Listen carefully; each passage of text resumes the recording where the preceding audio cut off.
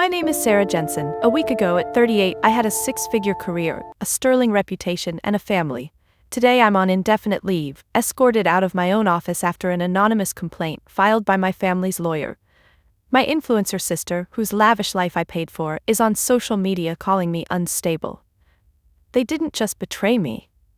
They tried to erase me. But they made one mistake. They left behind the proof, a ledger detailing their entire con, and they forgot I'm the one who brings liars to their knees. Before I share what happened, drop a comment with where you're listening from. Please like this video and subscribe if you know what it's like to sacrifice for the people you love. You won't want to miss how this ends. I'm sitting at my desk, the Chicago skyline glinting through the window like a promise I never quite believed in. My office is all clean lines and glass, a fortress of numbers where I'm untouchable. I'm Sarah Jensen, forensic accountant, the one who untangles corporate lies for a living. Today, I'm wrapping up a fraud case that'll save my firm's client millions. My fingers fly over the keyboard, sealing the final report with a satisfaction that feels like a cold hard win. Then my phone buzzes. Again. It's Chloe, my little sister, her name flashing like a neon sign I can't ignore. "Sarah, I need you," her text reads. "Business expense. Urgent. $2,000. Please?" I sigh, the weight of her words heavier than the numbers on my screen. I transfer the money without a second thought, like I always do. It's what I do. Fix things. For her. For Mom and Dad. For the Jensens. Another buzz. This time it's Mom, her voice soft but edged with that familiar panic. "Sarah, honey, the cable bill's all wrong again. Can you look at it?" I pinch the bridge of my nose, promising to call the company later. I'm 38, single, living in a condo that's more functional than homey, and somehow, I'm the family's unofficial CFO. I lean back, letting my eyes drift to Chloe's Instagram. Her latest post is a sun-soaked shot from Tulum, her smile wide, her caption gushing about our wonderfully supportive family. She's 29, a lifestyle influencer with a knack for turning dreams into dollars, or so she says. I scroll through her feed, the trips, the sponsored posts, the glow of a life I don't recognize. Pride flickers in my chest, but it's chased by something else, something I don't name. It's not jealousy, it's heavier. I shake it off like I always do and dive back into work. But the phone keeps buzzing. Dad now asking about a car repair estimate. I'm their rock, their safety net, I've always been. And I'm fine with it, really. But as I sit there, the city humming beyond my window, a quiet ache settles in my bones, one I can't audit away. That night, I'm in my condo, a glass of wine in hand, when Chloe calls. "You're a lifesaver, Sarah," she chirps, her voice all honey and gratitude. "This money's gonna take my brand to the next level." I murmur something supportive, but my eyes land on my bank statement, the transfers to her stacking up like bricks. I tell myself it's temporary. She'll pay me back. She always says she will. The ache grows, a shadow I can't shake. I pour another glass, staring at the city lights, wondering when I became the one who carries it all. I don't sleep well that night, my dreams tangled in numbers and promises I'm not sure anyone intends to keep. It's Saturday, and I'm driving out to Naperville, the suburbs unfolding in tidy lawns and familiar streets. Mom and Dad's house is a time capsule. Same faded curtains, same creaky porch. I'm here for my weekly visit, but today, Dad's got a job for me. "Just some old financial papers," he says, gesturing to a dusty box in the living room. "For estate planning. You're good at this stuff, Sarah." I nod, settling at the dining table with a cup of Mom's too-weak coffee. The papers are a mess, receipts, tax forms, scribbled notes. I'm halfway through when Mom slides a small velvet box across the table. "A little thank you," she says, her eyes misty. Inside is a tarnished antique-style key, its edges worn smooth. "It's from your hope chest when you were little?" she adds, her voice catching. Dad nods, solemn, like they're handing me an heirloom. I turn the key over, something about it feeling off. It's too heavy, too ornate for a child's toy chest. I smile, tucking it into my pocket, but my accountant's brain is already ticking. I push the thought aside and keep sorting until I find it. A document labeled Jensen Family Trust, Draft. It's heavily redacted, but the gist is clear. When Mom and Dad pass, the house, the savings, everything goes into a trust for Chloe. I get a stipend, a pittance, because I'm financially stable. The words sting, sharp and unfair. I stare at the page, my coffee going cold. It's just a draft, I tell myself. They wouldn't do this. Not really. But the key in my pocket feels heavier now, like it's pressing against my ribs. I make it through dinner, Mom's pot roast and Dad's bad jokes, but I'm only half there. When I hug them goodbye, Mom's smile is too bright, Dad's pat on my shoulder too firm. I drive back to the city, the key burning a hole in my mind. The next day, I'm at my desk, the trust document nagging at me. I pull out the key, examining it under the light. It's not sentimental, it's functional. A safe deposit box key, old but specific. I spend hours researching, cross-referencing serial numbers until I trace it to a bank in downtown Chicago. My heart's pounding now, not with fear but with that old forensic thrill, the one that smells blood in the numbers. Getting into the bank is a nightmare, forms, IDs, a clerk who looks at me like I'm a thief. But I'm Sarah Jensen, and I don't back down. When they finally open the box, I'm not ready for what's inside. There's the finalized Jensen family trust, notarized, no redactions. It's worse than the draft. Chloe gets everything, I get scraps. And then there's a ledger. Dad's precise handwriting listing every dollar I've ever given them, every loan to Chloe. They're not gifts, they're capital contributions to Chloe Jensen Enterprises, a business I didn't know existed, co-signed by Mom and Dad years ago. I sit there, the bank's fluorescent lights buzzing, my world tilting. I've been funding Chloe's dream, her Tulum trips, her brand, all of it. Not as a sister, but as an investor. A mark. The key, the trust, the ledger, they're pieces of a puzzle I never wanted to solve. I drive home, the ledger on the passenger seat, my hands shaking. I don't cry. I can't. But something inside me cracks, and I don't know how to fix it. I don't sleep. The ledger sits on my kitchen counter, a grenade with the pin pulled. I read it again, every entry a knife. $5,000 for Chloe's content creation equipment, $3,000 for travel expenses, all my money, funneled into her empire. I think of every late night at the office, every skipped vacation, every time I said yes because they were family. My family. I call them, my voice steady but cold. We need to talk, now. They agree to meet at their house, and I drive out, the ledger in my bag like a loaded gun. When I walk in, Mom's in the kitchen, Dad's in his recliner, Chloe's sprawled on the couch, scrolling her phone. They look at me like I'm the problem. I don't sit. I drop the ledger on the coffee table. Explain this. My voice is a blade, cutting through their silence. Dad glances at it, his face hardening. Mom starts to cry. Chloe just rolls her eyes. You're blowing this out of proportion, Sarah, she says, like I'm a child throwing a tantrum. Out of proportion? I snap, flipping open the ledger. This says I've been bankrolling your entire life, Chloe. Every trip, every post, every brand deal. And you. I turn to Mom and Dad, my chest tight. You set it up, you used me. Dad leans forward, his voice low, practical. You were doing well, Sarah. Chloe needed a start. We thought you'd understand. Mom's sobs grow louder, but they feel hollow, rehearsed. We did what was best, she whispers. Chloe stands, her face flushed. You're just jealous, she spits. You've always been jealous of me. I laugh, a bitter, broken sound. Jealous? I've been carrying you all for years. I wait for an apology, a shred of remorse. I get nothing. I leave, the door slamming behind me, their voices fading into the night. 2 days later, my world cracks again. I'm called into HR at work, my boss and a lawyer waiting. An anonymous complaint, filed through Arthur Davison, our family's lawyer, the man who's known me since I was 10, accuses me of misusing firm resources to harass my family. The evidence is thin, but it's enough. We're placing you on indefinite leave, my boss says, avoiding my eyes. I'm escorted out, my badge confiscated, my colleagues' whispers trailing me like smoke. I get home, numb, and check my phone. Chloe's blog has a new post, The Pain of a Family Member's Mental Health Crisis. It's vague but damning, painting me as paranoid, unhinged. The comments pour in, strangers pitying her, praising her strength. My phone lights up with texts from friends, neighbors, even my landlord, all concerned. I'm not just betrayed, I'm erased, my reputation shredded in 280 characters. I sit on my couch, the city outside my window a blur. I'm alone, the black sheep they've made me. The ledger's still there, a silent witness to my ruin. I want to scream, to fight, but I'm too tired. I curl up, the weight of it all pressing me into the dark, and for the first time in years, I let myself cry. The condo is too quiet, the kind of quiet that suffocates. I haven't left in days, maybe a week. The curtains are drawn, my phone off, the world outside a distant hum. The ledger still sits on the counter untouched, a monument to my stupidity. I'm Sarah Jensen, the woman who catches liars for a living, and I didn't see it.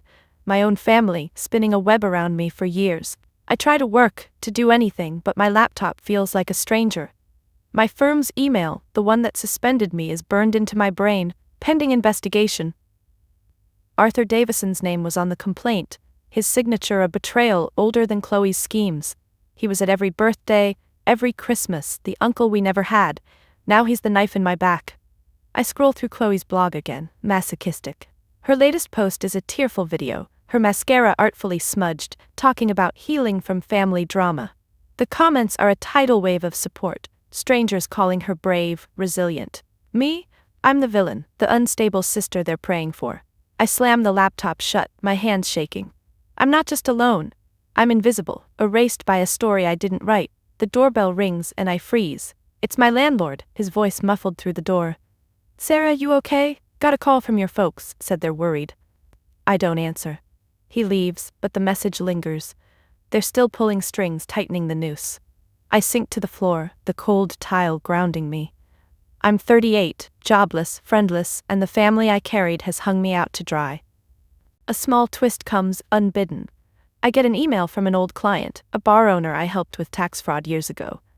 "Heard you're in a rough spot," he writes. "Need some off-the-books work? Cash. It's not much, but it's a lifeline." I force myself to shower, to eat something besides cereal. I take the job, meeting him in a dive bar, my burner phone, bought with the last of my savings, tucked in my pocket. It's small, dirty work, but it keeps the lights on. Then another blow lands. My one friend Lisa texts me, her words hesitant. "Sarah, your sister called, said you're not well. I'm here if you need to talk." I stare at the screen, my last tether fraying. They've gotten to her too. I don't reply. I can't. The isolation is complete, a cage of my family's making. I lie on the couch, the city's pulse mocking me through the walls, and wonder if this is it. If I'm done. But in the dark, a spark flickers. I see Chloe's face on a morning show, her voice syrupy as she talks about overcoming adversity. She's wearing a necklace I bought her, a gift from years ago. Something snaps, not despair, rage. It's cold, sharp, the kind that cuts through fog. I sit up, my heart pounding. I'm not done. Not yet. The rage is my fuel, burning away the haze. I'm not Sarah the sister anymore, not Sarah the fixer. I'm Sarah the accountant, the one who finds truth in numbers. I drag my laptop to the kitchen table, the ledger beside it, and open a new file, case file Jensen. This isn't revenge, it's justice, audited and airtight. I start small, methodical. I pull my bank statements, years of them, and cross-reference every transfer to Chloe, mom, dad. I map them against Chloe's Instagram, her business trips lining up with my loans. The ledger's entries are my guide, each one a breadcrumb in their scheme. I work through the night, coffee going cold, my condo a war room of post-its and highlighters. I take more under-the-table gigs, cash jobs from clients who don't care about my suspension, a restaurant here, a small retailer there.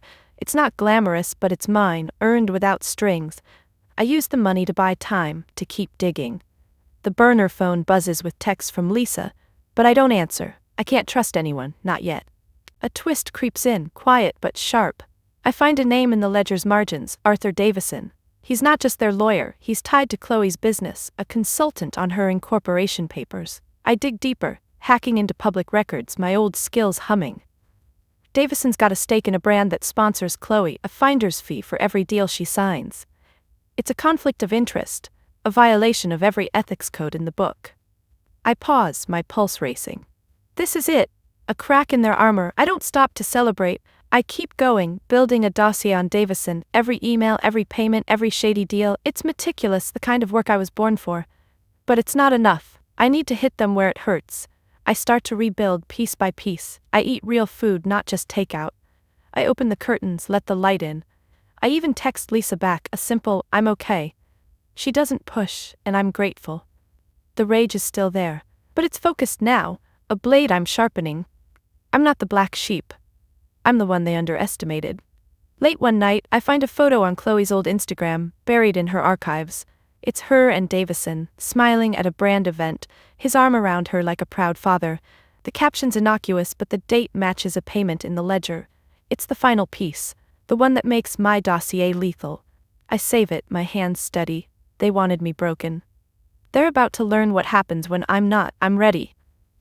The dossier on Arthur Davison is a masterpiece, every page a bullet. I don't send it to the police, they're too slow, too messy. Instead, I target the State Bar Association's Ethics Committee, attaching evidence of Davison's kickbacks, his betrayal of his oath. Then I go for the jugular.